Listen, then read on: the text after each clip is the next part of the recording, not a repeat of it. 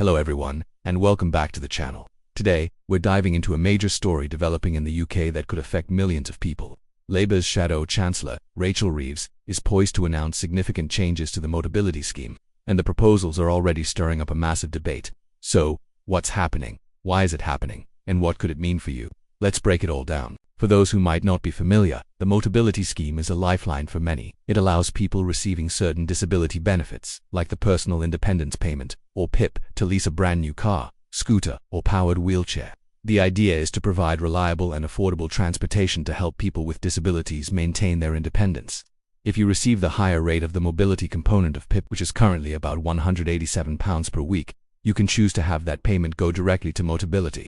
In return, you get an all-inclusive package that covers a new vehicle, insurance, servicing, road tax, and even breakdown cover. It's designed to be a hassle-free way to stay mobile. However, the scheme is now under intense scrutiny. The Labour Party, and specifically Rachel Reeves, believes that it has strayed from its original purpose. The core of her argument is that the scheme is now providing what she calls a premium motoring experience subsidized by the taxpayer. What does she mean by that? Well, while many people use the scheme for basic, essential vehicles, a growing number are leasing high-end, luxury cars from brands like BMW, Audi, and Mercedes-Benz. Let's look at the numbers, because they tell a big part of the story. Recent figures show that around 50,000 luxury models are currently leased through Motability. Adding another layer to this is the data on vehicle adaptations. Treasury sources have pointed out that only 1 in 10 vehicles leased through the Motability scheme are actually adapted for disability use. This statistic is being used to support the argument that for the majority of users, the scheme is simply providing a standard new car, but with significant financial advantages that aren't available to the general public. The debate has also been fueled by reports about who is accessing the scheme. There's growing concern over individuals with conditions like anxiety or ADHD being able to access these high-end cars. This coincides with a sharp rise in sickness benefit claims since the pandemic, particularly for mental health conditions. Now, it's crucial to state that mental health conditions can be severely disabling, and many people with these conditions genuinely need support. The issue being raised isn't about the validity of their claims, but whether a luxury car is the appropriate and intended form of support under a taxpayer-funded mobility scheme. The core question being asked is one of fairness and proportionality. So, what exactly is Labour proposing to do about it? The planned reforms are quite significant. The most headline-grabbing change would be to block access to premium brands like BMW and Audi altogether for new lease agreements. If you're currently in a lease for one of these cars, don't panic. The changes would not apply to existing contracts. They would only affect new applications going forward. But it doesn't stop there. Reeves is also looking at scaling back some of the perks that come with the all-inclusive package. This could mean changes to the comprehensive insurance and breakdown cover that are currently standard. The details are still being worked out. But the aim is to strip the scheme back to its essential function, providing a reliable car, not a luxury package. Perhaps the most impactful proposal from a financial perspective is the potential removal of tax exemptions on Motability vehicles. Currently, cars on the scheme are exempt from VAT and insurance premium tax. Scrapping these exemptions could bring an estimated £1 billion back into the Treasury's coffers annually. This is a huge sum, and it signals just how serious Reeves is about reining in the costs associated with the scheme. For her, it's a matter of restoring fairness and ensuring that public money is spent responsibly. She wants to balance compassion for those with genuine needs with a sense of fiscal duty to the taxpayers who fund the system. Politically, this move is also very strategic for the Labour Party. It sends a clear message that they are committed to welfare reform. This helps counter potential criticism that the party is soft on spending and allows them to present themselves as fiscally responsible managers of the economy. While some of their own backbench MPs might resist what they see as cuts to a vital service, the leadership seems determined to push forward, framing it as a common sense reform to ensure the long-term sustainability and fairness of the system. Of course, this isn't happening in a vacuum. It's part of a much broader economic debate in the UK. While Rachel Reeves is focused on reforming welfare spending, Labour's Business Secretary, Peter Kyle, has been keen to emphasize that this is not a return to the austerity policies of the past. Writing in The Telegraph, Kyle made it clear that Labour's overall strategy is about investment, not cuts.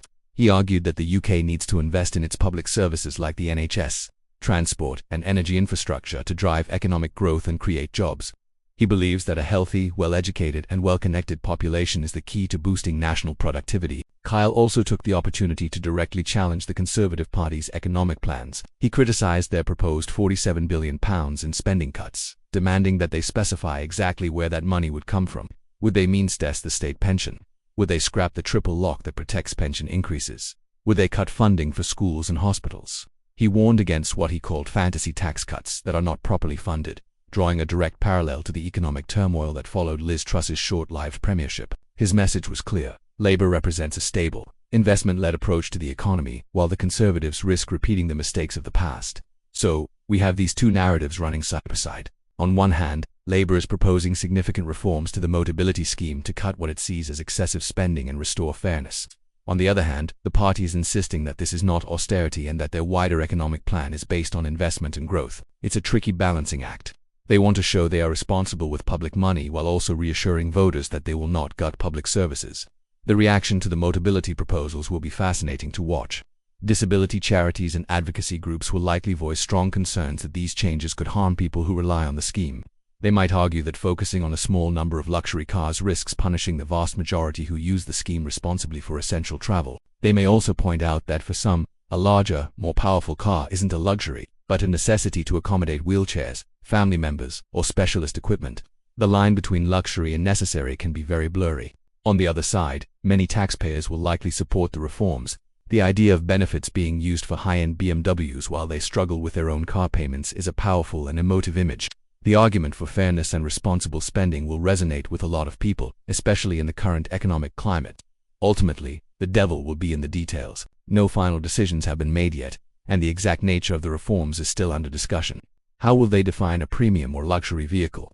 What will the new insurance and breakdown cover packages look like? And will the removal of tax exemptions make even basic cars on the scheme unaffordable for some of the most vulnerable? These are the questions that need to be answered. This is a story that touches on so many critical issues: fairness, disability rights, public spending, and the very role of the welfare state. It's a classic case of trying to balance compassion with fiscal responsibility. As Rachel Reeves prepares to unveil her plans, the debate over the future of the Motability scheme is only just beginning. It highlights the difficult choices that any government has to make when managing public funds. What do you think about these proposed changes? Is it a fair move to curb luxury spending, or an attack on a vital lifeline for disabled people? Let me know your thoughts down in the comments below. I'm really interested to hear your perspectives on this. Thanks so much for watching. If you found this breakdown helpful, please give the video a thumbs up and consider subscribing to the channel for more deep dives into the stories that matter. Hit that notification bell so you don't miss our next video. Stay informed and I'll see you in the next one.